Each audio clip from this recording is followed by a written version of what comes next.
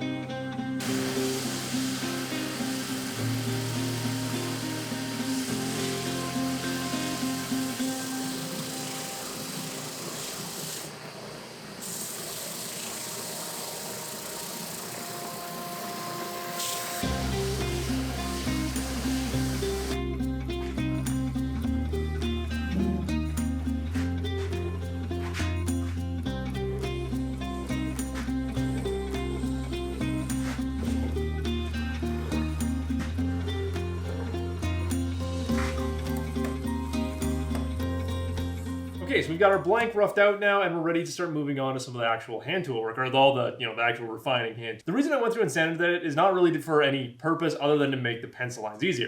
So on here now, I've gone through and marked a center line down the whole length of the paddle. Then along where our blade is going to be, we're going to have a 1/4 inch thickness on the sides there, or about a 1/4 inch. We're probably going to go just under that. So that way when I'm working these edges down, I know that when I hit my pencil line to either take it slower or just stop, either way there. One thing I want to talk about quickly is there's a few different ways to make a paddle. The way we're going to be doing it here is the very traditional way, where we're going to have a whole bunch of different shapes and structure to it. So basically there's going to be our center shaft that's going to extend down the middle of the paddle here. Then the blade is going to taper out from that. So we're going to have a taper going from the top of the blade here all the way down to the point. So this point is going to go down to that nice 1/4 inch. Then we're going to have a taper from the center here out to the edges, where we're also going to go down to a 1/4 inch. But now if you buy a commercial paddle from any big box store, they're going to be made in a completely different way. And so the way that these commercial paddles are made is you basically have a big drum sander running, a big drum with sandpaper on it, and you just kind of pull the blade over that drum until you isolate the paddle here, and they go down pretty thin.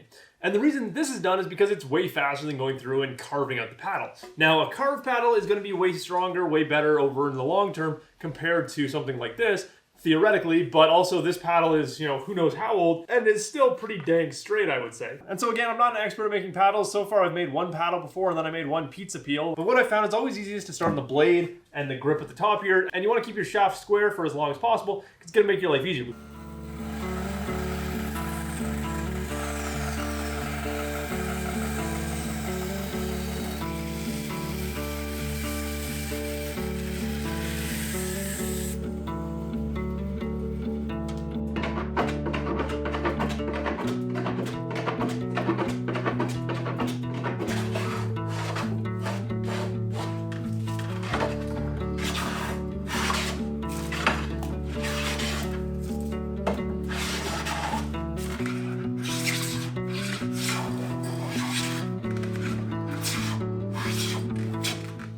So what we're trying to achieve here is on the end of the blade here, we have our 1/4 inch marks. We know that when we hit this line, we're going to be at a 1/4 inch thickness. So we have that right on the edge. So what we're trying to do is create a taper from that point up to this point back here, where we have our inch mark for our shaft. So off of our center line here, I marked a 1/2 inch up from that. And that tells me that my shaft thickness of 1 inch is going to start right about there. So when I put my straight edge on the blade now, we have a taper going from the tip right down here that's at that 1/4 inch line all the way up to that 1 inch line. And now that means that our center area of the blade is defined. So now the next step, now that we have that center area defined, now we're going to start working on the side edges.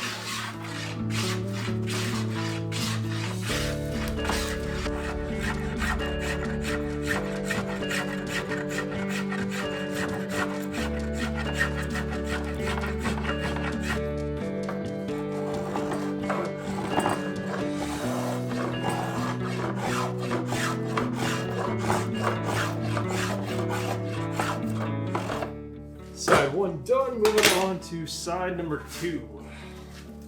To support the blade while I'm hand planing on it, I'm just using a whole bunch of just Home Depot shims under here to just keep something supported.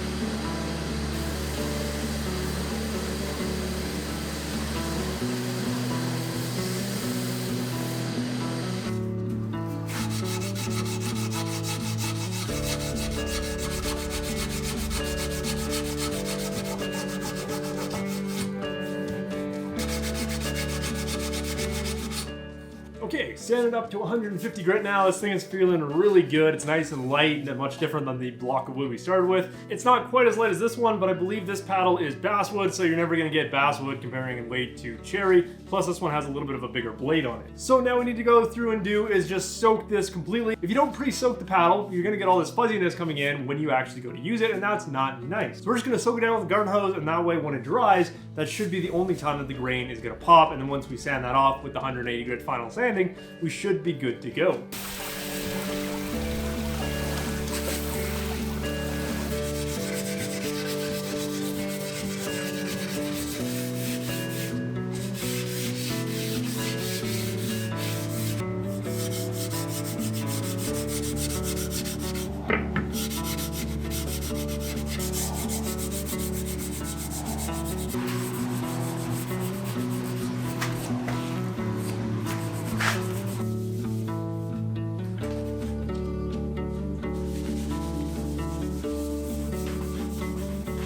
So the paddle is now finished, or mostly as far as you guys are concerned. Off camera, I'm going to put another 2 coats of the tried and true original oil on that. That's going to be the nicest one here because the tried and true original leaves a nice kind of soft to the touch finish, but that's not actually kind of soft. It actually adds a decent amount of protection. But yeah, this thing is really, really nice. It's a super lightweight paddle. That's kind of the really interesting thing when you look at a hardwood paddle like this compared to like a commercially available one, which are usually made from lighter, still technically hardwoods, but definitely lighter woods. It does have some weight to it, but from what I understand about a hardwood paddle is what's really good about it is when you're actually paddling, especially with an otter tail style paddle like this that's meant for like deep lakes and that, the weight of the paddle actually helps you keep that momentum and that rhythm going compared to a lighter paddle where you have to continually move back and forth. So I'm really excited to get a chance to use this, which I am hoping if gas prices go down in the next week or so here to either head out to Banff and take either the kayak or the canoe that you guys see above my head all the time, you know, just try this paddle out. Or if gas prices stay as ridiculous as they are right now, I might just go down to Glenmore Reservoir here in Calgary and just go for a little paddle around there. But either way, I do want to test this thing out because I think it's going to be good. The one issue we are definitely going to run into with it though is I don't know how strong it's going to be. So when I do go to test it out, I'm definitely going to bring a backup paddle with me, because this is one of the things that I definitely have to learn about paddle making, and that is choosing my stock much more carefully than I did here. The most important thing when making a paddle is you want your grain to be running straight through it. And the reason I chose the piece of wood that we started with is because from what I could tell, it looked like the grain was running pretty straight through it. But the problem here is, as I removed material, as I worked it, I can now see that we do have a decent amount of terminating grain in the handle here. So we've got a decent amount here. It does go pretty straight down the bottom of the shaft here, but we do have a little bit of it. So definitely in the first few tests, I am going to bring a backup paddle with me because I don't know if I fully trust this one.